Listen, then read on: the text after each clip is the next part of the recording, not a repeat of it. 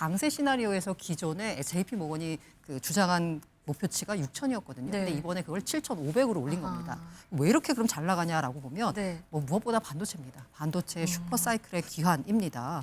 그래서 이익 전망도 올렸어요. 네. 삼성전자 같은 경우에는 200조 넘게 벌 거다 올해라고 예상을 할 정도였습니다. 그리고 그 또 하나 지적한 부분이 뭐냐면 이익 성장의 다변화. 어쨌든 반도체가 밑에서 딱 받쳐주는데 네. 반도체뿐만이 아니라 방산, 조선, 전력기기 다른 섹터도 다 받쳐준다. 이러다 보니까 MSCI 한국 지수 그 EPS 컨센서스가 최근 6개월 사이에 60%나 올랐습니다. 그러니까 우리 기업들이 60%나 돈을 더 잘 벌 거라고 보는 거죠. 네. 그리고 기업 밸류업 정책의 실질적 이행도 꼽았는데요. 이른바 뭐 상법 개정 등을 통해서 코리아 디스카운트를 본격적으로 해소할 거다라고 봤기 때문에 네. 우리를 아시아 증시의 선호 가장 토픽으로 꼽았고요. 그리고 제가 재밌습니다. 보고서에 네. 이제 막 이게 가능할까 싶은데 7년 주기의 대세 상승장 초입에 들어섰다. 앞으로는 7년도 오르는 건가요? 네네. 자, 그제는 급락, 그리고 어제는 급등, 그리고 오늘도 지금 5,320을 기록 중입니다. 코스피는 하락으로 출발을 했는데 결국에는 5,300을 재돌파했습니다. 현재 시각은 5,321이거든요. 오늘 보니까 개인들이 엄청 사들이는 것 같습니다. 구 기자. 그제 급락했을 때 샀던 개인들 어제는 팔았거든요. 근데 오늘 다시 사는 거죠. 지금. 사실 우리 시장이 아침에 장 딱 열고 출발할 때 어떻게 방향이 정해지냐를 보자면요. 그 앞서서 새벽에 마감한 미국 시장이 어땠냐거든요. 네. 미국 시장이 장중에는 나스닥 같은 경우에 2% 넘게 빠지기도 했어요. 기술주에 대해서 약간 좀 불안 심리가 확대가 되면서요. 네.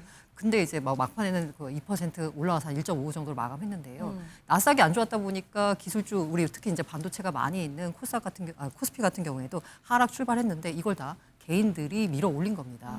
개인들이 순매수한 역시나 이제 외국인 같은 경우는 오늘도 순매도를 하고 있는데요. 이 얘기는 뭐냐면 지금 개인들 같은 경우에는 지금 주가가 코스피가 5천까지 오는 그 시점을 봤을 때 오히려 밀렸을 때 사는 게 맞더라. 떨어지면 매수 기회로 삼아야 된다라는 학습 효과가 생긴 것 같습니다. 네. 그러다 보니까 아침에 떨어지네? 사야 되겠다라고 생각했던 거죠. 그래서 오늘 장 초반에는 좀 하락이었는데 그게 맞습니다. 개인들이 사서 지금 끌어올라간 거라고 볼 수 네네. 있는 건가요? 네.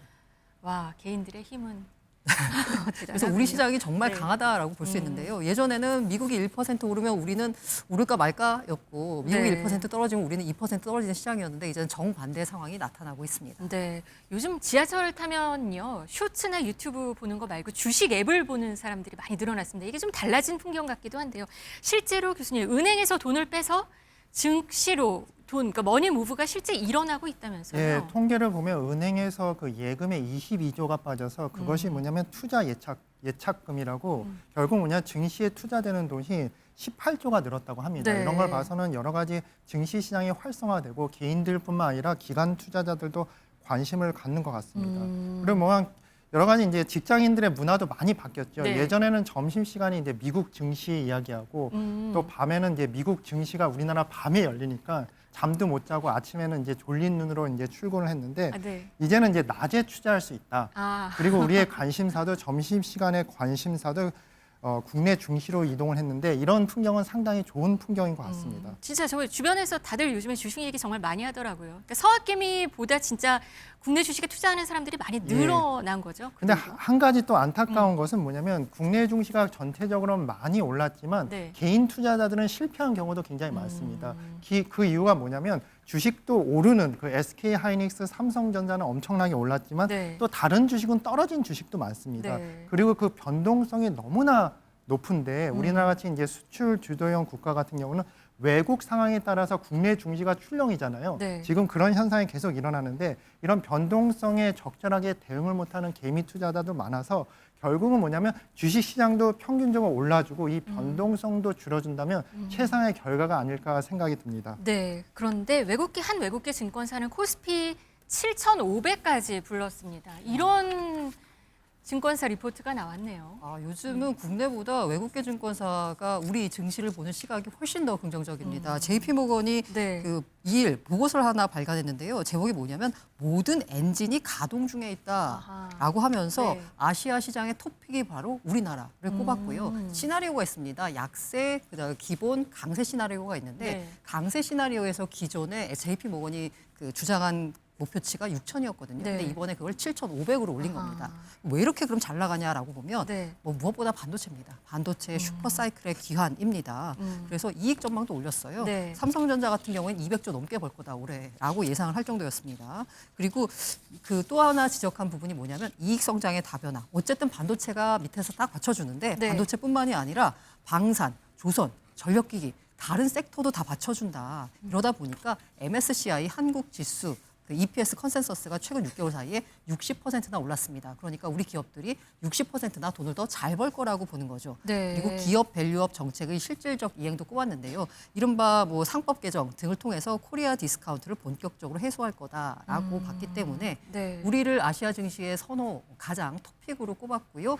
그리고 제가 재밌습니다. 보고서에 네. 이제 막 이게 가능할까 싶은데 7년 주기의 대세 상승장 초입에 들어섰다. 앞으로 7년도 오르는 건가요? 정말 낙관적으로. 아무튼 JP 모건의 의견입니다. 네네. 아, 그렇군요. 어제 봤더니 삼성전자가 11%나 폭등을 했고요. SK 하이닉스도 9% 정도 급등을 했더라고요. 교수님, 오늘은 지금 이들 주식은 그래도 1%대 하락을 보이고 있기는 한데요. 정말 JP 모건대로 이렇게 주식시장, 이렇게 반도체가 좋은 건가요?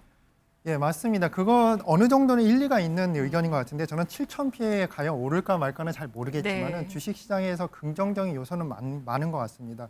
지금 전 세계의 세계적인 산업이 인공지능 산업으로 재편이 되고 있습니다. 네. 이런 산업 자체의 구조가 바뀌는 그런 과정에서 우리나라 같은 것이 최대 수혜국입니다. 우리나라는 이제 메모리 반도체를 잘 만들죠. 그렇지만 이 메모리 반도체에서 세계 최고의 기술을 가지고 있고 무엇보다 상대적으로 이제 경쟁력이 있는 게 상대 경쟁 국가인 미국이나 유럽에 비해서 고급 인력을 낮은 인건비로서 공급이 유일하게 가능한 나라가 우리나라입니다. 우리나라도 네. 인건비가 상당히 늘어났지만은 그나마 상대적으로 다른 선진국보다는 그 인건비 부담이 덜하다. 그런 의미에서 앞으로 향후에도 SK 하이닉스나 삼성전자뿐만 아니라 그것과 비슷한 새로운 그 산업이 계속 발전할 수가 있고 또한 메모리 반도체 새로운 시장이 또 형성이 될 수 있는 것 같습니다. 네. 그런 의미로서 이제 JP 모건의 분석이 뭐냐면 그냥 근거 없는 분석은 아니었다고 말씀드리고 싶습니다. 네.